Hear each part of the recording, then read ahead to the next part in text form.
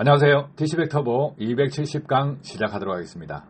터보차지 엔진은 배합이 제로에 가까울수록 엔진 성능은 향상됩니다. 배합을 줄이게 되면 배기 행정의 펌핑 손실을 줄일 수가 있습니다. 밸브 오버랩 타이밍에 연소실 안에 잔류되어 있는 연소가스가 잘 빠져나올 수 있습니다. 또 엔진 과열을 줄일 수가 있습니다. 고속 주행 시 주행 저항을 줄일 수가 있습니다. 소음을 줄일 수가 있습니다. 진동을 줄일 수가 있습니다.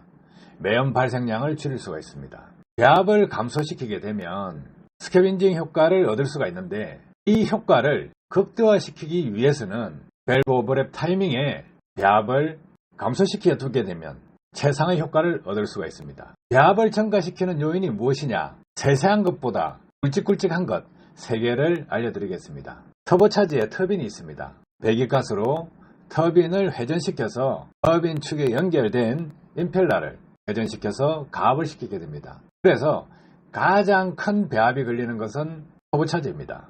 그리고 두 번째, 디페프입니다. 여기서 배합이 많이 걸립니다. 또 배기구 끝단에 백동으로 인한 배합이 걸리게 됩니다. 일반 사람들이 디페프 배합, 소음기 배합 이 정도만 생각합니다.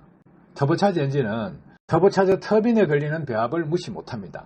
또 모든 엔진에서 배기구 끝단에 발생하는 맥동 배합을 인식하지 못하고 있습니다. 맥동 배합은 왜 생길 수밖에 없느냐?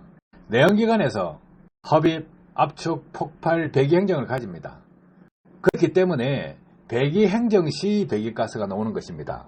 나머지 행정에서는 배기가스가 나오지 않습니다. 그래서 연소실에서 나오는 배기가스가 꾸준하게 쭉 밀어서 나오는 게 아닙니다. 탁탁 치면서 나온다는 겁니다. 그러면 맥동이 발생할 수밖에 없습니다. 배기 밸브 쪽에서 맥동이 발생하듯이 똑같이 배기구 엔드 쪽에서도 맥동이 발생할 수밖에 없습니다. 그러면 오른쪽 3번에서는 덜숨 날숨을 한다는 거예요. 정체 현상이 생깁니다. 어디서? 배기관 끝단 안쪽에서 막힘 현상이 생긴다 이거예요. 그래서 배합을 줄이면 엔진 성능이 좋다. 그럼 어떻게 줄일 거냐 이거예요. 자, 배합을 줄이기 위해서는 배기 매니폴드에서 맥동이 생기는 걸 막아야 되는데, 그렇게 하기 위해서는 각 실린더에 연결된 배기 매니폴드 배기관 길이를 똑같이 해야 됩니다. 그런데 기성 엔진에서는 배기 매니폴드를 건드릴 수가 없습니다. 또 배기 매니폴드에 터보차저가 바로 붙어 있기 때문에 터보차저 전단에서는 어떤 변형을 준다는 것은 현실성이 없다는 거죠. 그러면 터보차저 후단에 압력을 어떻게 하면 떨어뜨릴 수 있을 것인가 이거예요. 감압시키는 겁니다.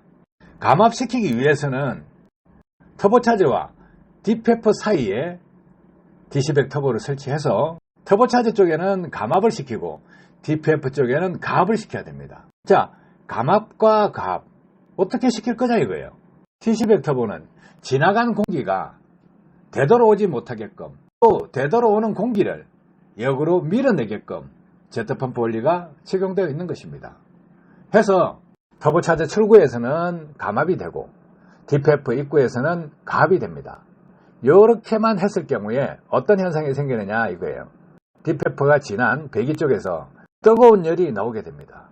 그러면 여기서 한 단계 더 진행을 시키면 어떻게 되겠느냐 이거예요.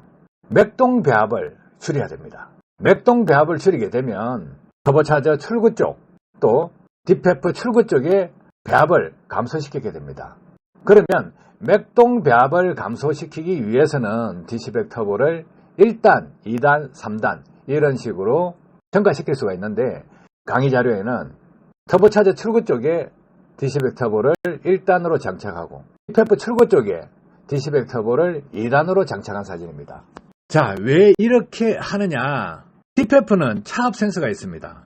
DPF 전단, 후단에 차압 센서가 있기 때문에 차압을 너무 크게 걸면 안 되기 때문에 DPF 전단에는 하나 정도만 설치하게 됩니다. DPF 후단은 2개를 하든 3개를 하든 상관이 없습니다. 왜? 맥동 배합을 줄여서 배합을 감소시키는 것이기 때문입니다.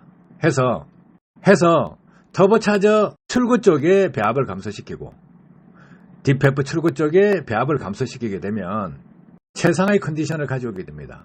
배기 튜닝은 이렇게 하는 것입니다. 그런데 아무 생각 없는 사람들은 막는 게 효과다. 이렇게 생각하는 분들 있어요. 막으면 저항입니다. 병목 현상이 생긴다는 거예요.